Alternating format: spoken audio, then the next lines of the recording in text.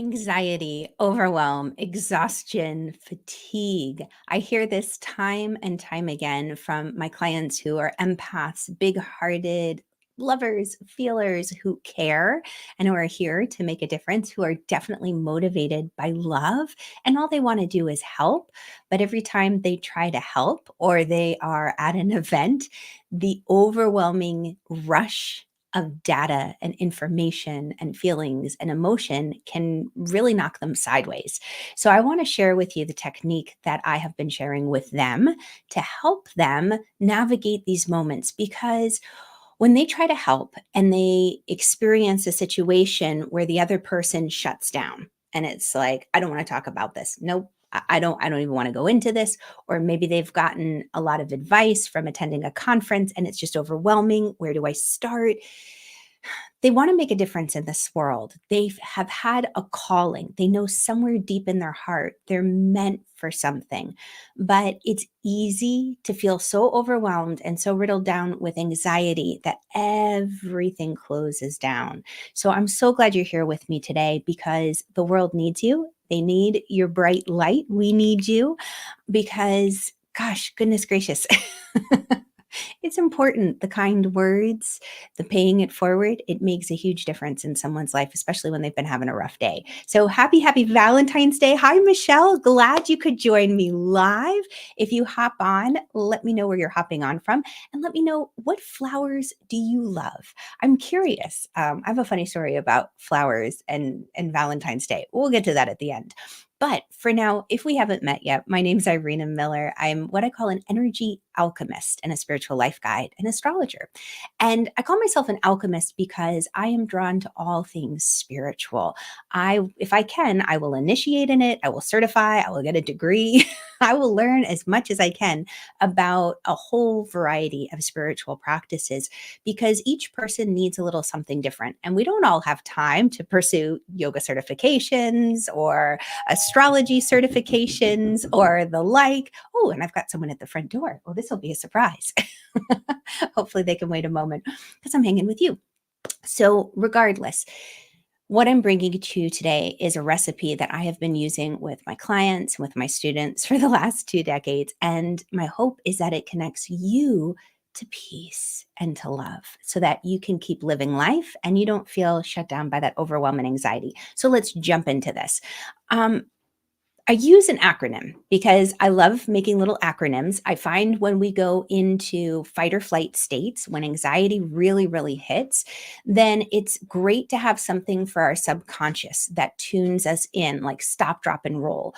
Or when everything's hitting the fan and our right mind isn't working because we're going into that reptilian brain, that acronym is there to support us. So if you're in a situation, let's just say, for example, you can imagine I have a client who went through something similar that they went to an event. They were so excited to be there, a great opportunity to learn, to grow, to network, and they picked up all sorts of wonderful information on how to grow their business. But when they got home, the overwhelm of being around all those people and peopling for a whole weekend and just taking everybody else's emotions and maybe sharing a room with someone and being on the flight and the travel. Gosh, they've already been home for like a week and nothing has been done. In fact, not only has nothing been done that they picked up from the conference, but there's also that feeling of where would I even start? And then their own business that they've been working on, they're not moving forward with it because now they feel stuck in paralysis. What to do? Well, in a situation like that, it makes complete sense. Empaths pick up on so much more, and I'm going to use the word data. I really like that. And maybe that's from my logical background back in the day, my decision sciences degree. But we pick up on all this data coming in. We might feel things a little bit differently. Textures, they affect us. The smells affect us. We read someone's energy without even realizing it. And we think, oh, they don't like me. And we take that personally because we just know. And it's funny because my husband will be like, what are you talking about? Of course they like you. And I'll be like, no, they don't like me. But we just know. And we know these things and it affects us. It slows us down. It trips us up, all this data coming in because we have to parse through it and make sense of it. And sometimes it can take us a little bit of extra time. Sometimes it just exhausts us and we need to get away from the crowd and we need to just process. And the processing time might take a while. So this little acronym I made, it's LOVE for our day of love, Valentine's Day. I love that I can be with you on Valentine's. And for love, the first part of it, the L, is let yourself off the hook. Just let yourself stop. Let yourself pause. Amidst the chaos, all the information coming in, there are some people who thrive on that. It brings them alive. They run with it. They get at the information and they're like already putting things into play. They've got their whole business plan together. They've already set up coffee chats with all the new friends they've made from the event. And some of us are just like, I think I need to take a nap now. I'm going to go hang out in the bathroom for a while. And that's okay. We all process differently, but just let yourself pause amidst the chaos. Create a safe space in the storm. For me, if I'm at an event like that, I'll go to the bathroom and I'll just hang out in the stall for a while and I'll do my grounding practice, which is root, flush, fill. That is fantastic because when you are grounded, you are not going to pick up on this data in an overwhelming sense. That's really the key piece here that we're getting to. And if you don't have my root, flush, fill guided visualization, it's a 2-minute little guided audio, super simple. You could do it in 30 seconds if you wanted to once you learn it. Just look around the video for the link. It's the Get Calm, and you can access it too. But let yourself off the hook. Take a moment to pause. Even if you're in the chaos of it all and you can't get to the bathroom or run away, you do the grounding and that's going to help. The second part of the recipe, the O, observe. So once you let yourself off the hook, then what I want to invite you to do is think about going into observation mode. So you've grounded and now you're just being aware of the data, the information around you. So because we work, when I say we, I mean anyone who does the spiritual practices and energy work, it's intangible. We aren't necessarily like saying, oh, see this light wave right here? Oh, look at this x-ray. I was at the dentist this morning getting x-rays and I thought, okay, I'm going to close my eyes. Can I feel the x-rays? Can I pick up on them? But there are things around us. Maybe some people can. I couldn't this morning. But there are things around us that we can't see or measure with the tools we have, but scientists have been able to measure, like on the electromagnetic spectrum, the light waves.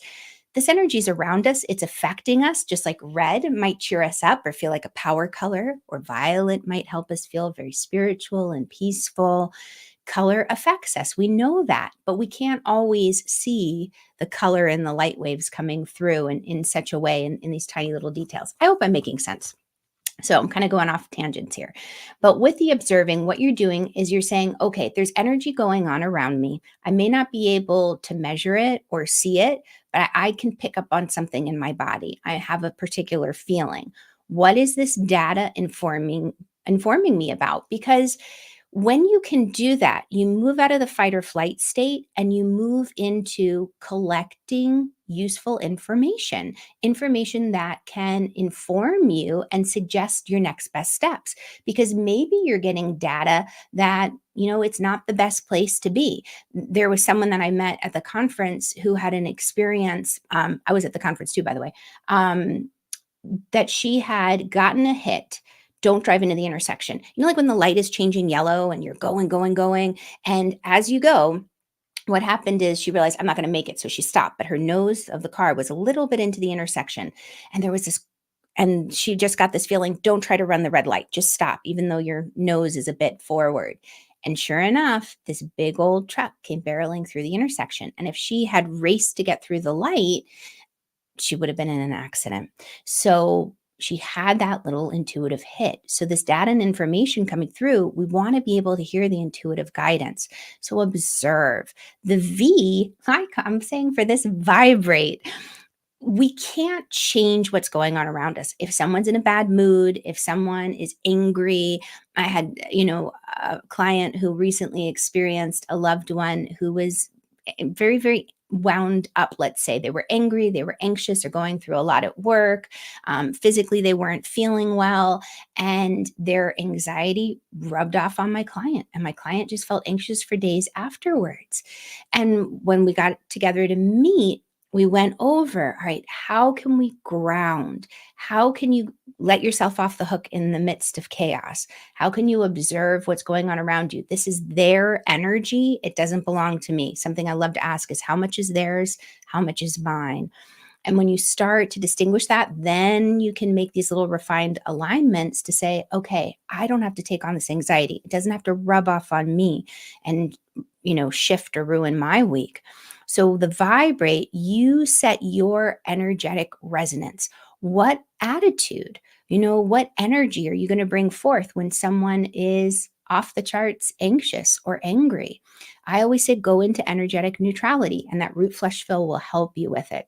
You go into energetic neutrality, and then you're not feeding their experience, meaning they can get upset, they can get all lively and upside down, but you're just standing back and watching. You're not encouraging them, essentially.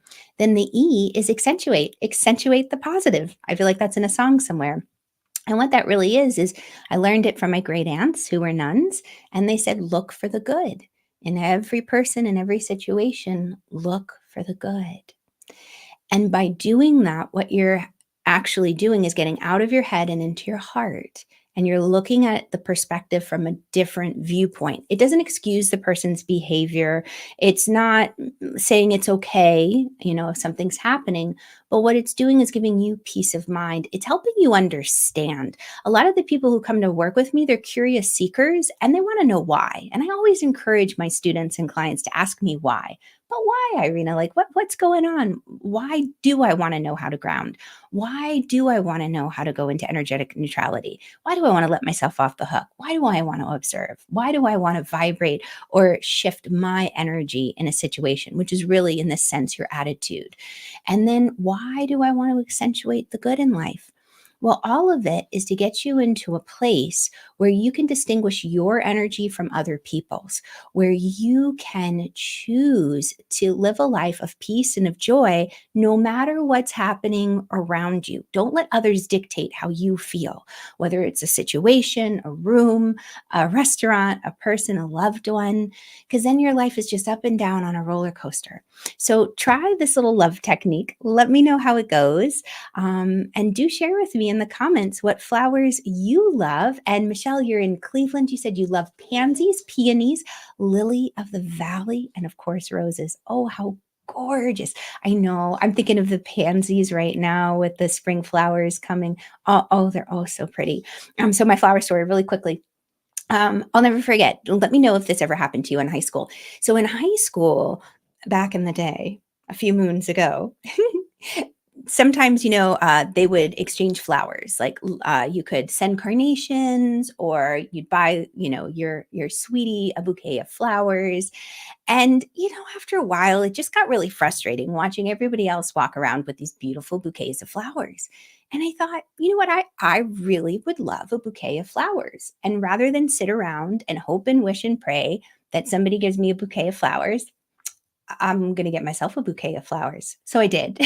And I walked around like a beauty queen with my bouquet of flowers all day long, as you would if you got your bouquet of flowers for Valentine's Day. And it was so funny. I remember in the lunch line as I was checking out, the cafeteria gal was like, "Oh my gosh, someone must really love you." And I said, "Yes." It was so much fun. I felt like I was calling everyone at their own game. It's like, why sit around and be sad that I'm the only one without the bouquet of flowers? I'm just going to get it for myself.